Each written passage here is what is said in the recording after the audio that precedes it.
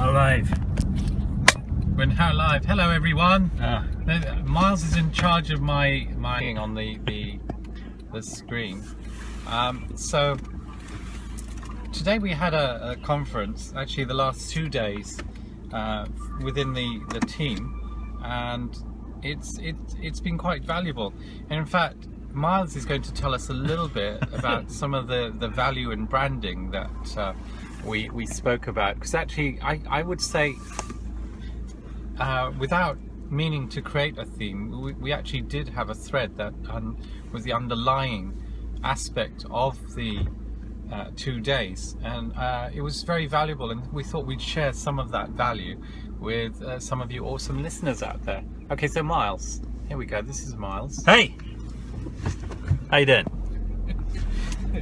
So we just had a 2-day conference. We've started a property business together, and we're at the stage where we've got a couple of deals going, and we're just trying to refine exactly what we're doing and how we're doing it. So over the past 2 days we've discussed things like branding, strategy, values, missions, things like that. What else have we discussed, guys? Last 2 days. There's people in the back, everybody. This is Dean. This is Dean. This is Lex, who I think is asleep. Lex, he didn't sleep much last night, apparently. So. Did you show him your movies? No. So that was it, really. So values and branding. Values. One of the things that did come out, and Miles is new to Periscope, so he thinks that people look at empty areas of cars. And that's Miles' son. So is your own personal brand, and what is that? That your own personal brand is the values that you give to people. So, for example, I was in the Ukraine last week, and I met a couple of guys, and they had specific ways that they would go into a room to chat up ladies. Oh, really?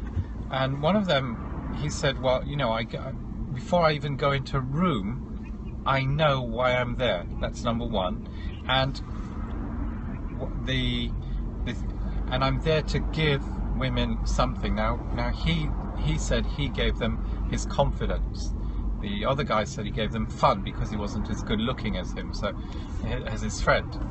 So you have to know what your personal value that you give to people when you walk into a room. Before you even go and network, why are you there, and what is it about you that you want to how do you say, emit from your project, that's the word I want, from your body.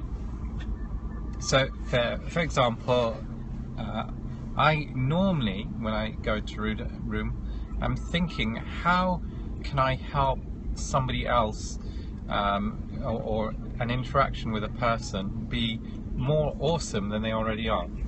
Now, it's not possible for me to do that with everyone, just like it wasn't possible for the guys to give fun to, say, a girl who's shut down, or confidence to a girl who perhaps isn't interested in that. So you need to choose the people you interact with. And I think that was the other thing we mentioned in the conference, that we're not everyone's cup of tea, and you only need 3% of the population of this planet, and that 3% will be interested in you, actually, because they reflect your values, your character, the way you do things. I have a lady called Regan, and the people that she reaches out to and she coaches and she interacts with are people who like to travel and surf. Okay, so just think about that. What is your branding, and who are you trying to attract into your life? And everyone else, it really doesn't matter. For example, Miles was telling us an example about how he used to write all of the times he was successful on his Facebook, and Miles, you carry on from there. So there was one time in particular where I I wrote something on my Facebook wall it was about something that I'd accomplished, an achievement that I was proud of, and I had one particular person who responded back, not directly on the comment, but they messaged me separately, saying that they thought I was boasting and that they thought I was arrogant.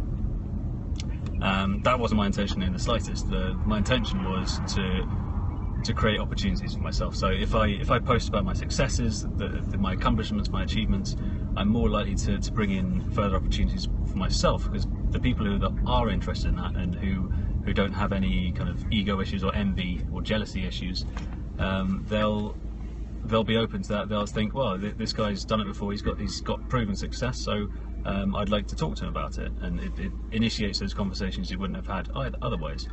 And the part of the lesson for me was, well, this person who came to me who was a bit pissed off, or who gave me a bit of stick for writing that on my wall. What does he add to me, and what can I add to him? Is he one of those 3% that I need to get on with, that we need to eventually at some point do business or help each other out? If he is, then take that conversation and kind of get to the bottom of why he said that. If he's part of the 97%, then just brush it off, don't give a shit, because it doesn't matter at the end of the day. Ben said that you only need 3% of people to like you, and if you're confident in your abilities and what you're doing, then those negative comments, that it's like, after practice, it's like duck off a water's back. So if you're feeling like a duck today, then definitely, what people say to you, listen to it, and if it doesn't help you, just brush it off.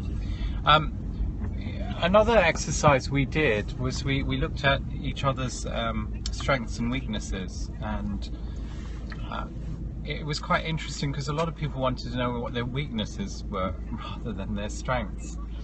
And this might be relevant if people are negative to you on your Facebook. You could just reflect on their comments. So whether it's true or not is not the point. It's whether they are correct for you. And you could have a look at your post and say, well, maybe I could have amended it a little bit, or no, they're just wrong in their reply. They've got personal issues of their own. I think in our country, this is the UK, we're a paradox really, because we kind of, how do I say it? We don't push ourselves forward. We don't really talk about our own successes. So in fact, we make fun of ourselves. What do we call that word? Making fun.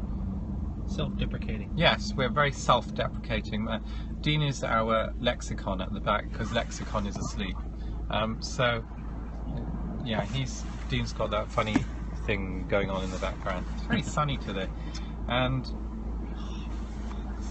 yes, Dean's like this. He's trying to wait for somebody on his phone and they're not replying. He's probably calling out HMRC. Sorry. Yes, how can I help? So anyway, Dean, we've got the world listening to us at the moment, and you're playing with your phone. Well, I had my phone on first. So yes, we're quite self-deprecating, which, although we might say things about ourselves, we don't really mean it in a bad way. We just don't. We have a different culture which doesn't say, "Hey, I just bought a Mercedes, whatever it is, or a new sports car." That's not our culture, and as a result, we may not do as much self-reflection, because we're already pushing ourselves down instead of bringing ourselves up.